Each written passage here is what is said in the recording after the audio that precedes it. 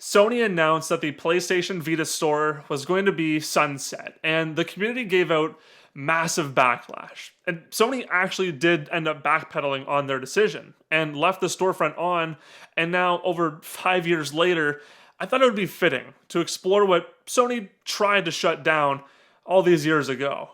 And moving over to the Vita, you can see what I have here is a Japanese model. The color is called Sapphire Blue, and it's one of the originals with an OLED display that surprisingly still holds up incredibly well today.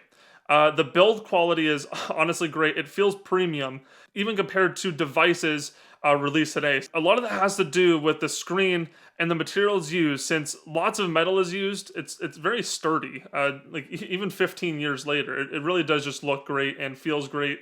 That's one of the reasons a lot of people end up wanting these. But here, let's get into the storefront here. You can see that the storefront is going to be online. It just says, please wait. But I do think it's crazy. Like, I find it impressive that the storefront is still up after all this time, considering it launched on December 17th, 2011, that was in Japan, and then in North America, that was in, I believe that was February 15th, 2012. I'll have to fact check that, but I'm pretty sure, yeah, February 15th, 2012 for North America. It's been going very, very strong. It's very much outlived a lot of the other consoles from like Nintendo, like the 3DS and all that stuff, with eShop going down after like 8 years, 7 years, or whatever it was, 9 years something. But this has been going very strong since 2011. But you can see that we're on here right now. I'll turn the music. It has like some store music. Yeah, it has some store music. So one of the cool things you can do with this is you can do cross-buy. You can go in and buy something on a PlayStation 3 or a PlayStation 4, and you can actually get, so I'll turn it down a little bit, you can actually get a copy on this Vita and play around with that for a little bit. But you can see, like, there's themes. Definitely have some good games on here. But yeah, some of the pricing and all that too. Like there's like a lot of games that just have not been updated. I mean, you can do touchscreen navigation too on here. But like you can like see like some games or whatever. Like, oh yeah, look at Call of Duty Black Ops Declassified. Oh my, I remember when this came out. An exclusive Call of Duty. Oh, look, it's $50. They haven't really changed the price in all this time. Like a game that's this old. Oh, there's your cross-platform games. Let's see what's in here. Downwell. Okay, look at, yeah, Downwell. There's Downwell on here. See, oh, that's what I wanted to find was the classic games. There's a lot. So here's the thing. If you're going to go on eBay and you're going to buy some of these classic games, you might as well check on here first. If you have this available to you, some of these games right now, like some PS1 games that are on here, are really expensive on eBay. So it's really good to take a look and to actually see maybe there's something for you on here. Now, some of the prices are pretty reasonable even today. But it does beg the question, like, how do you even buy something, right? Because a lot of things have changed on this storefront. Since October 27th of 2021, Sony has completely removed the ability to use a credit card, a debit card, or PayPal, or literally anything on this. Like, you can't add funds on here, like, at all. So to buy anything, you have to almost look externally. You have to go to, like, the PS4 or the PS5 or even the PlayStation mobile app or a web browser just to add funds to be able to actually buy something on here. And it is a massive hurdle to being able to fully enjoy the Vita today. One of the things about these original Vitas, though, that does still suck that you got to keep in mind with, well, I guess not so much nowadays, I'll get into that, but these really do come with no storage. And I know that sounds weird. No storage on board, user accessible storage. So whenever you booted this up, you had 0 gigs.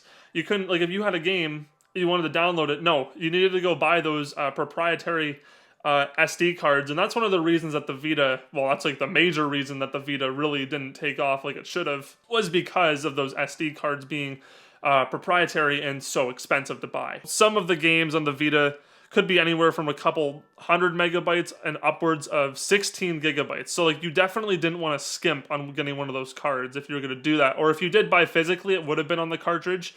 Not as much nowadays, right? Like that's the thing we're kind of slowly transitioning from, moving to an all digital future. But yeah, that was one of the things, is that you would just end up having to get a memory card, which really did suck because you couldn't just pop anyone in. Remember you can download that? That was the thing back in the day, downloading game trailers. Oh, I remember doing that a lot. Oh, so cool. Sly Cooper Thieves in Time story. What is this, like a trailer as well? Probably, yeah, trailer. Oh, look at, you would download it directly to the console. Oh, that's so cool.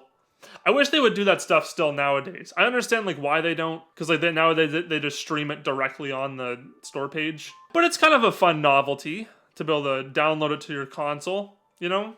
It's a bit of a lost thing. It's almost like losing manuals in game cases.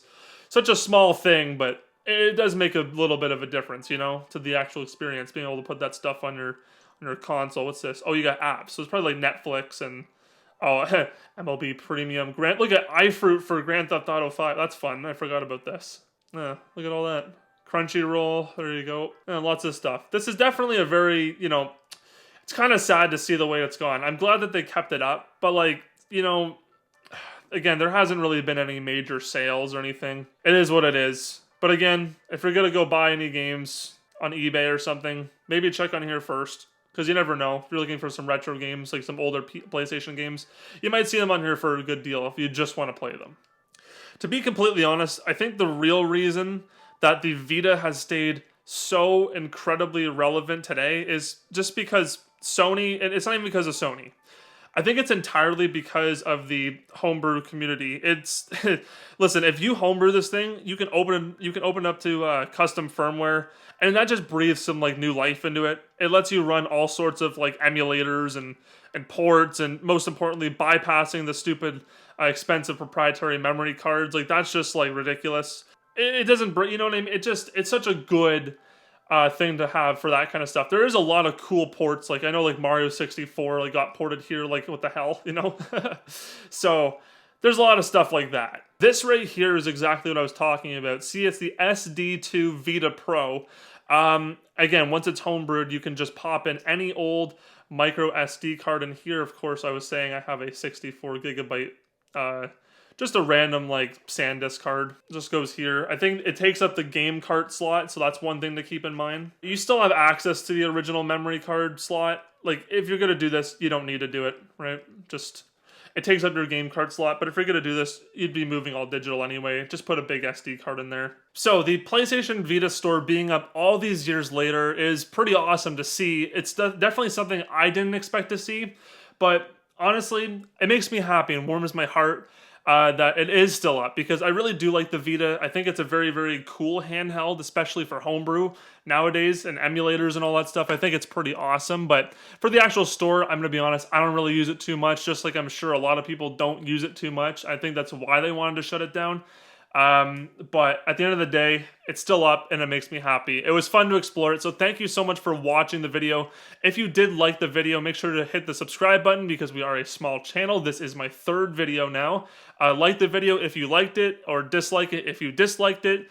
Comment down below. Do you have a Vita, or do you know someone who has a Vita? What do you think about the store, or do you think it's going to shut down anytime soon? Hopefully not, but let me know down below your thoughts. Anyways, thank you so much for watching, and I'll see you in the next one.